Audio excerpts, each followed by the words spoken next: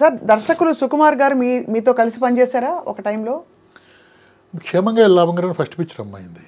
ఓహో, సుకుమార్ గారిది. సుకుమార్ గారు ఆయన రైటర్ అమ్మాయిన రైటర్గానే ఎంటర్ అయ్యారు. ఎంటర్ అయిన తర్వాత క్షేమంగా లాభంగా కూడా ఆయన రైటర్గా పనిచేస్తుండగానే ఆయన డైరెక్షన్ డిపార్ట్మెంట్లో చేరాలనుకుంటే మోహన్ గారు కంటిన్యూ చేయమంటే కంటిన్యూ చేశాను. ఇప్పుడు ఆయన బొమ్మరిల్లు భాస్కర్ గారు కూడా వాళ్ళిద్దరు కూడా ఆ సినిమా నుంచే ఫస్ట్ పేరు దాంట్లోనే ఉంటుందమ్మా వాళ్ళది. అంటే సినిమా ఇండస్ట్రీ లెక్కల మాస్టర్ కదా సార్ బేసిక్. అవునమ్మా, లెక్కల మాస్టర్ గారు వచ్చి మీ దగ్గర ఇలాంటి ఒక కామెడీ సినిమాలో పనిచేయడం కాకుండా తర్వాత అలా కాలం గడుస్తున్న కొద్దీ తన ముద్ర వేసుకుని ఇప్పుడు Pushpa 1 national award winning director అయిపోయారు. మీకు ఎలా అనిపిస్తుంది సార్? సినిమా పరిశ్రమ నిజంగా అందరికీ అవకాశాలు ఇస్తుంది అన్న మాట వాస్తవమే కనపడమ్మా. అది అందరికీ అవకాశాలు ఇస్తుంది అంటేనమ్మా, నిలుపుకోలేదు అనుకుంటారు చాలామంది. అది టైం కూడా రావాలమ్మా. అంటే సుకుమార్ గారు అనేది అసలు వెరీ గుడ్. అసలు మనిషి ఎప్పుడు దాని మీద ఏటర్ మోహన్ గారు మేము ఏమంటామంటే స్క్రిప్ట్ మీద పడుకుంటారు ఏటర్ మోహన్ గారు అంటాం. 24 గంటలు దాని మీద ఉంటారు. తర్వాత మళ్ళీ నేను చూసిన సుకుమార్ చెప్తాను ఆయన, ఎందుకంటే ఎప్పుడు దాని మీద ఆలోచన ఉంటుందంట. నేను అసలు క్షమగా లాభంగా అంటే 24 సంవత్సరాలు కలిసిన 2 సార్లే ఆయన 2 సార్లే కలిశాను. నా బిజీ కదమ్మా. కానీ మొన్న పుష్ప చూసిన తర్వాత నేను బాగా ఇంప్రెస్ అయ్యి ఇమీడియట్గా ఫోన్ చేస్తే రెండో రింగ్కే ఎత్తారు ఆయన. చెప్పాను చాలా బాగుంది సినిమా, ఎక్స్ట్రాడినరీగా ఉంది, నేను చాలా హ్యాపీ ఫీల్ అవుతున్నానని చెప్పి చెప్పాను అమ్మా. సార్ కామెడీ జానర్ పండించడం చాలా కష్టం. దాంతోపాటు పెద్ద సినిమా అన్నాక మనం చూస్తే ఎక్కువ కామెడీ సినిమాలు ఉండవు, అన్నీ కూడా కొంచెం ఇతర సినిమాలు ఉంటాయి, ఇతర జానర్స్లో ఉండే సినిమాలు, లవ్ స్టోరీలు బాగా పండిన సినిమాలు ఉన్నాయి. కామెడీలో ప్రధానంగా మీరు నేర్చుకున్నది ఏంటి సార్? ఏం చేస్తే పండుతుంది సినిమా అంత పెద్ద ఒక లార్జ్ స్కేల్ వస్తుంది దానికి? టైమింగ్ అమ్మ. ఎప్పుడు కూడా కామెడీకి టైమింగ్ ఉంటుందమ్మా. ఇంకోటి ఏంటంటేనమ్మా, ఎప్పుడు అందుకునే చూడండి మీరు, కామెడీ పండాలంటే ఆల్రెడీ కామెడీ చేసిన వాళ్ళ మీద పండుద్దండి. ఒక కొత్తని తీసుకొచ్చి కామెడీ చేయించి ధైర్యం డైరెక్టర్లకు ఉండదు, చేయించినా ఏమవుద్దు అనే భయం ఉంటుందండి. అవునవును. అందుకని చెప్పి బ్రహ్మానంద గారికి ఒక టైమింగ్ ఉంటుంది, రఘుబాబు గారికి ఒక టైమింగ్ ఉంటుంది. ఆ టైమింగ్లో కనుక మనం పర్ఫెక్ట్ చేయగలిగితే డిఫరెంట్గా కామెడీ పండుద్దమ్మా, డిఫరెంట్గా పండుద్ది. అండ్ మెయిన్ టైమింగ్, కామెడీ కావాల్సిన టైమింగ్. ఇంకోటి అండి, ఇప్పుడు కామెడీకి అంటే ఇప్పుడు ఎలా అంటే ఒక సీరియస్ రోల్ చేయాలి, డెఫినెట్గా ముఖంలో ఆ సీరియస్నెస్ తెచ్చుకోవాలి. అవును. అలాగే ఒక సెంటిమెంట్ సీన్ కళ్ళంట నీళ్ళు రావాలి. కానీ కామెడీ అది టైమింగ్ తెలుసున్న ఆర్టిస్ట్కి ఆటోమేటిక్గా అన్నీ యాక్ట్ చేస్తాయండి. అదే ముక్కు కళ్ళు మొత్తం ఆటోమేటిక్గా ఆ కామెడీ వస్తే ఆటోమేటిక్గా వర్కౌట్ అయిపోద్ది.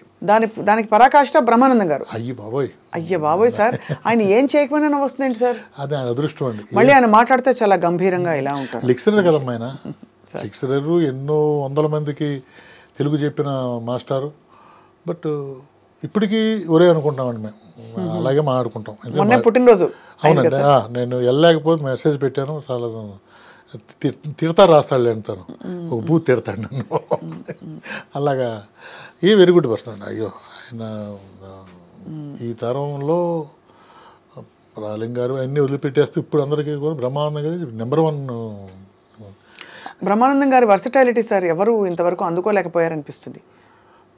అంతే కదమ్మా. అంటేనమ్మా, ఇప్పుడు ఒక హీరోకి ఎన్ని క్లాప్స్ వస్తాయో, ఒక పబ్లిక్లో మీటింగ్ జరిగినప్పుడు ఒక హీరోకి ఎన్ని క్లాప్స్ వస్తాయో ఆయన ఎక్కిన అదే క్లాప్స్ వస్తాయి. మళ్ళీ అంటే ఒక ప్రవాహంలా ఉంటుంది కదా క్లాప్స్. ఆ ప్రవాహం ఆ హీరోకి వస్తుంది, నెక్స్ట్ ఈయనకి వస్తుంది. అవును అంతే కదా సార్. అదే సార్, క్షేమంగా వెళ్ళి రాబంగా 2 సినిమా అక్కడి నుంచి అఫ్కోర్స్ మేడం ఆ సినిమా అలా ఉండిపోయింది కాబట్టి అప్పట్లో 200 రోజులు అంటే ఎంత కలెక్షన్స్ ఉంటుంటుంది సార్? అమ్మ నాకు తెలిసి 18 crores షేర్ అమ్మది. అంటే 18 crores షేర్ అంటే 24 years బ్యాక్. అంటే నాకెవరో చెప్పేవాళ్ళు చెప్పుకునేది ఎవరు లేక తెలియక 18 crores అంటే ఇప్పుడు ఎంత అవుద్దమ్మా, ఎన్ని రెట్లు అంటే ఈ రోజుల్లో 400 కోట్లు 300 కోట్ల సినిమాలు చేస్తున్నాయి కదమ్మా. 18 crores షేర్ అంటే ఆ రోజుని 25 సంవత్సరాల తర్వాత అది ఈస్టు ఎంత అనేది మీరు ఆలోచిస్తే 200 కోట్ల సినిమా అన్నారు. చాలా పెద్ద సినిమా. అయితే ఇప్పుడు ఈ రోజుల్లో సార్ ఎక్కువ బడ్జెట్ అంతా కూడా హీరోల రెమ్యునరేషన్కి వెళ్ళిపోతుంది. అవునండి.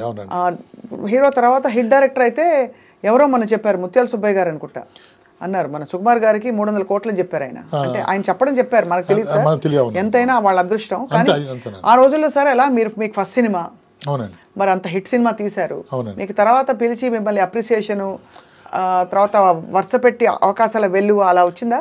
బ్రహ్మాండంగా వచ్చిందండి.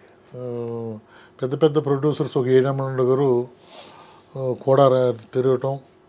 సినిమా అంటే అప్పుడు అర్థం అవ్వలేదండి, అర్థమయ్యేటట్టు నా పరిస్థితి వేరే విధంగా ఉన్నాం. సినిమా అంటే సక్సెస్ కష్టపడి డే అండ్ నైట్ కష్టపడి 20 సంవత్సరాలు కష్టపడతా డైరెక్షన్ చేశాను.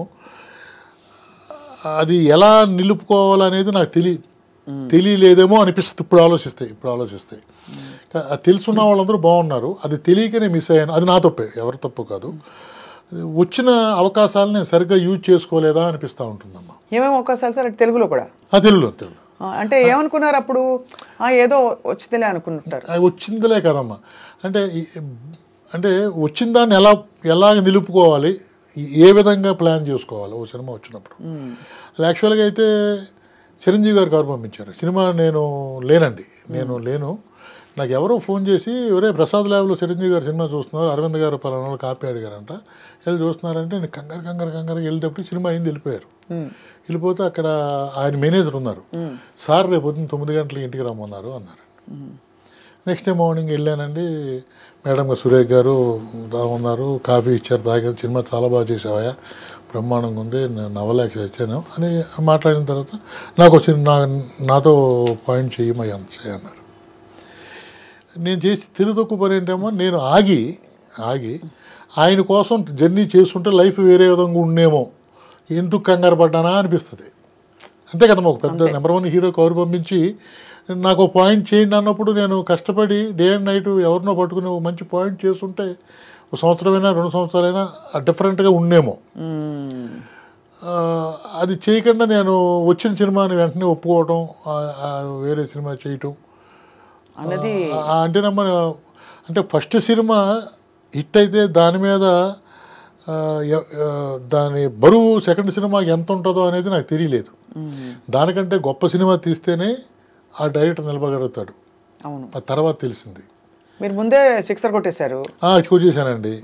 6 చూస్తాడు తప్ప 4 కొట్టినా నచ్చదు, సింగిల్ అసలు ఆ పరిస్థితికి వచ్చేసిందండి. అంటే దానికి ఏంటంటే వెనకాల ఎవరన్నా గైడెన్స్ ఉండి, కంగారు పట్టు చిరంజీవి గారు అడిగారు కదా, నీ ల్యాబ్ సినిమా వెంకటేష్ గారు కూడా చేస్తారు, చాలామంది అన్నారండి. ఆ లైన్లో వెళ్తే కానీ కంగారు పడకు అని నన్ను కనుక సరైన గైడెన్స్ ఎవరిస్తారులేని గైడెన్స్, మనకు బుద్ధి ఉండాలి కానీ ఎవరిస్తారు. బట్